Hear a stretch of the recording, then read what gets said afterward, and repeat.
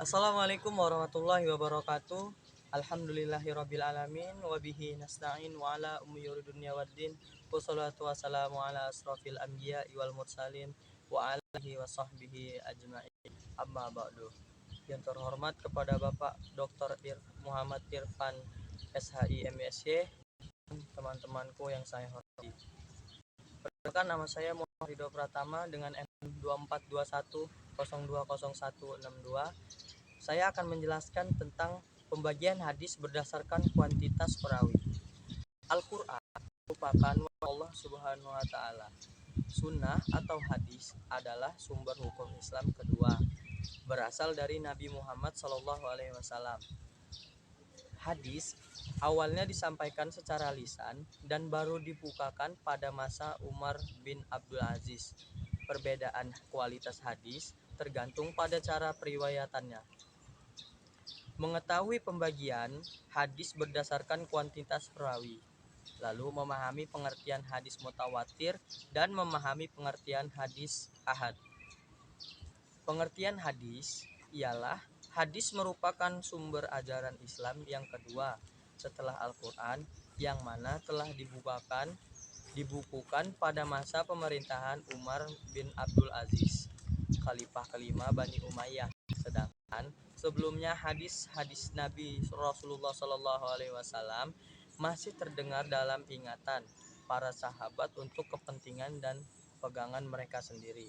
Umat Islam di dunia harus menyadari bahwa hadis Rasulullah SAW sebagai pedoman hidup yang kedua, tingkah laku manusia yang ditegaskan ketentuan hukumnya, cara mengamalkan, dan tidak dirinci dengan Al-Quran secara mutlak dan secara jelas. Hal ini membuat para muhaddisin sadar akan perlunya mencari penyelesaian dalam hal tersebut dan dengan hadis. Dari segi bahasa, kata mutawatir berasal dari kata tawatur, yang berarti datangnya satu setelah satu dengan adanya jarak antara keduanya, atau at-tatabu, yang berarti beriring-iringan atau berturut-turut antara keduanya, atau antara satu dengan yang lain.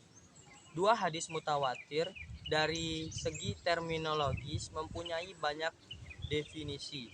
Menurut Narudin Ite, hadis mutawatir adalah hadis yang diriwayatkan oleh sejumlah rawi yang tidak mungkin bersepakat untuk berdusta, tapi sejumlah rawi yang semisal mereka tidak seterusnya sampai akhir sanad dan semuanya bersandar kepada panca indera.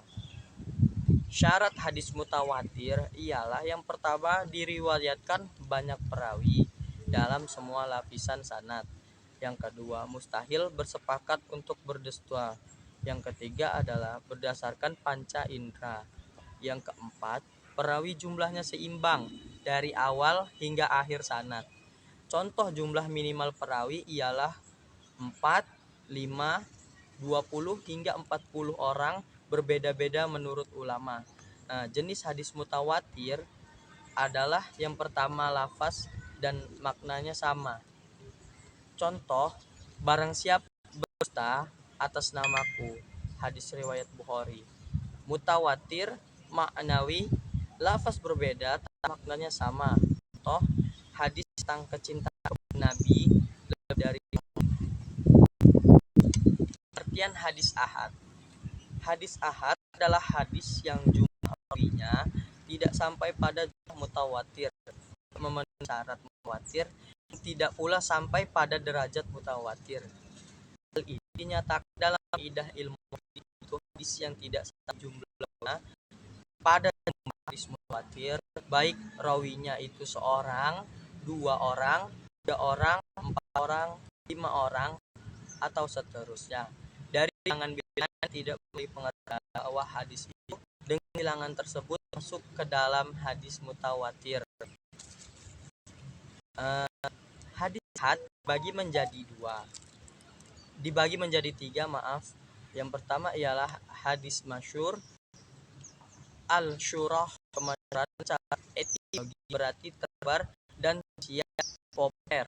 Ada pengertian asyur dalam kaitan dengan hadis syur menartilah ahli hadis yaitu menurut Al-Hafiz Ibnu Hajar. Contoh hadis masyhur ialah setiap muslim adalah saudara muslim yang lain. Yang kedua adalah hadis aziz. Asal kata istilah ini menurut bahasa berarti kuat. Pengertian lain mengenai hadis aziz adalah tobakoh saja. Kemudian setelah itu orang-orang pada meriwayatkannya. Contoh hadis aziz ialah tidak sempurna iman seorang tetapi belum aku dari orang tuanya, anak dan manusia seluruhnya. Hadis ghaib. Hadis gharib. Gharib menurut bahasa adalah orang menyendiri, mengasingkan diri atau orang yang jauh dari keluarga. Menurut istilah muhaddis, yang dimaksud dengan hadis gharib adalah yaitu yang orang periwayatnya. Yaitu hadis tentang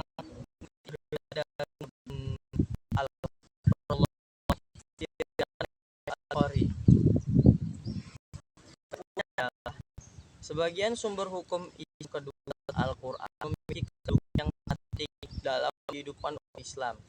Hadis tidak hanya berfungsi sebagai pelengkap, namun juga sebagai penjelas terhadap ayat-ayat Al-Quran. Membutuhkan penafsiran lebih lanjut, terutama dalam aspek-aspek ibadah, malah, dan akhlak. Karena itu, berdasarkan kualitas perawi dan hal yang penting dari ilmu berdasarkan atau jumlah perawinya, hadis terbagi menjadi dua kategori besar, yaitu hadis mutawatir dan hadis ahad. Hadis mutawatir adalah hadis yang diriwayatkan oleh banyak perawi dalam setiap saat, sehingga secara sehat dianggap mutasil. Mereka bersepakat untuk berdusta. Hadis ini memberikan keyakinan penuh qoti akan kebenarannya.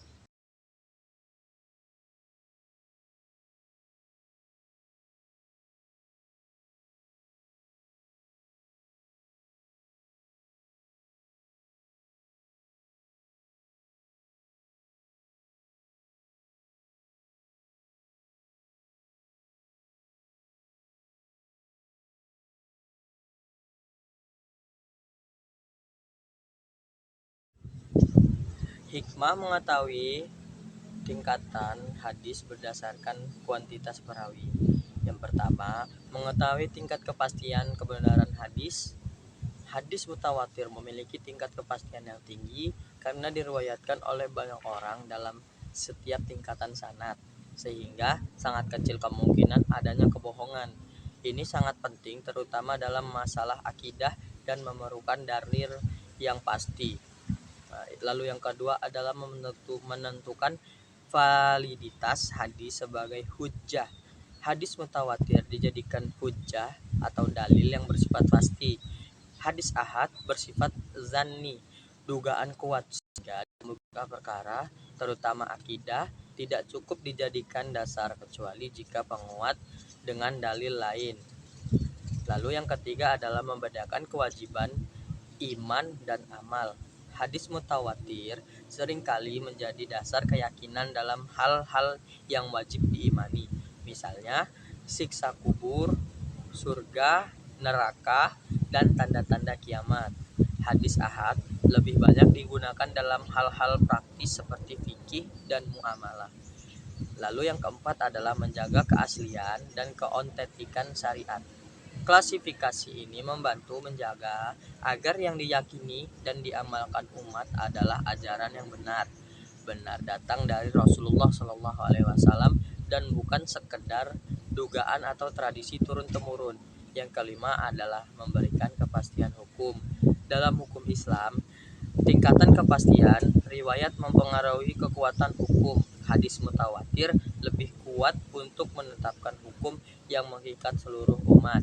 Yang keenam adalah melatih ketelitian dan menerima informasi. Mempelajari kuantitas perawi mengajarkan pentingnya verifikasi sumber dalam menerima dan menyebarkan informasi, bukan hanya dalam agama, tapi juga dalam kehidupan sehari-hari. Jika tentu ditambahkan hikmah pengetahuan pembagian hadis berdasarkan kuantitas perawi seperti mutawatir dan ahad yang lebih luas dan mendalam. Yang ketujuh, menjaga kesucian akidah. Dalam Islam, akidah atau keyakinan harus didasarkan dalil pasti, bukan dugaan. Dengan mengetahui mana hadis mutawatir, pasti kebenarannya, umat Islam bisa membangun keyakinan yang kokoh dan terhindar dari keyakinan yang tidak berdasar kuat. Lalu yang ke-8 adalah memahami perbedaan tingkatan ilmu. Ilmu usul hadis mengajarkan bahwa tidak semua kabar dari Nabi memiliki kekuatan yang sama. Ini membentuk pemahaman bahwa Islam sangat ilmiah dan tidak menyamaratakan semua informasi, tetapi memilihnya terlebih dahulu. Yang ke-9 adalah mendorong etika dalam menyampaikan ilmu. Mengetahui bahwa hadis ahad belum tentu pasti benar membuat seorang muslim lebih hati-hati dalam menyampaikan informasi agama. Hal ini mendorong untuk berkata wallahu alam jika tidak yakin dan menyampaikan hadis yang bisa dipertanggungjawabkan. Lalu yang ke-10 adalah meningkatkan ketawaduan ilmiah. Ulama besar pun berselisih pendapat karena perbedaan penerimaan terhadap hadis ahad. Ini mengajarkan bahwa perbedaan pendapat dalam fikih seringkali bersumber dari perbedaan pemahaman terhadap tingkat kekuatan suatu hadis, bukan karena kebodohan atau kesalahan. Lalu yang ke-11 adalah menanamkan semangat mencari ilmu.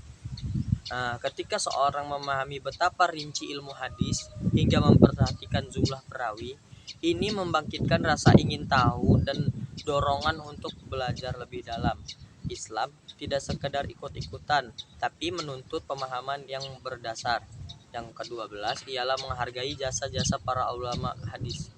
Ilmu menunjukkan betapa besar perjuangan ulama dalam menyaring, memverifikasi, dan mengklasifikasi hadis.